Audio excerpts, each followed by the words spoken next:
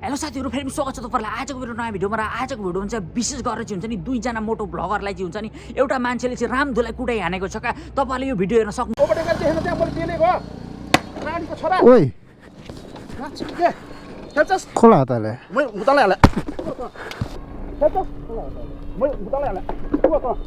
हुन्छ र साथीहरु यो भिडियोमा तपाईहरुले हेर्न सक्नुहुन्छ कि हुन्छ नि दुईजना मोटो भ्लगर चाहिँ बाइकमा भिडियो बनाउँदै जाँदै गर्दाखेरि चाहिँ बाटो काट्ने सिलसिलामा चाहिँ हुन्छ नि एउटा कारवाला मान्छेले चाहिँ ओभरटेक गरेर बाटो काटेको थियो र हुन्छ नि दुईजना मोटो भ्लगरले चाहिँ भनेका छन् कि किन यस्तो गर्नुभयो भन्दाखेरि चाहिँ उल्टै त्यो कारवाला मान्छेले चाहिँ हुन्छ नि यो दुईजना मोटो भ्लगरलाई चाहिँ रामधुलाई हनुमान फुलाई कुटेको छन् का तपाईहरुले भिडियो हेर्न सक्नुहुन्छ र साथीहरु यो चुतिया मान्छेलाई तपाईहरु के भन्न चाहनुहुन्छ र साथीहरु यसरी गाउँ बस्तीमा यसरी हुन्छ नि दादागिरी देखाउँदै हिँड्ने मान्छेलाई चाहिँ हुन्छ नि के गर्दाखेरि सही हुन्छ तल कमेन्ट गर्नु होला र साथीहरु यस्ता खालको तत्त्वहरु चाहिँ गाउँ घरदेखि लिएर बजारमा पनि यसरी दादागिरी मचाउँदै चाहिँ हिँडिरहेका छन् साथीहरु यस्तै मान्छेहरुले गर्दाखेरि चाहिँ हाम्रो देशमा चाहिँ आतंक फैलिरहेको छ कहिले रेप कहिले मर्डर यस्ता कार्यहरु चाहिँ भइरहेको छ र साथीहरु यस्ता मान्छेहरु चाहिँ हुन्छ नि गाउँ घरदेखि लिएर चाहिँ हुन्छ नि बस्तीमा चाहिँ बसिरहेका छन् र हुन्छ नि पुरै एकदमै दादागिरी मचाइरहेका छन् र साथीहरु यस्ता मान्छेहरुलाई चाहिँ हुन्छ नि छिटोभन्दा छिटो चाहिँ हुन्छ नि कानुनको कठघारामा चाहिँ पुर्याउनै पर्ला जस्तो लाग्छ र साथीहरु तपाईहरुलाई के लाग्छ र यो मान्छे चाहिँ हुन्छ नि छिटोभन्दा छिटो चाहिँ हुन्छ नि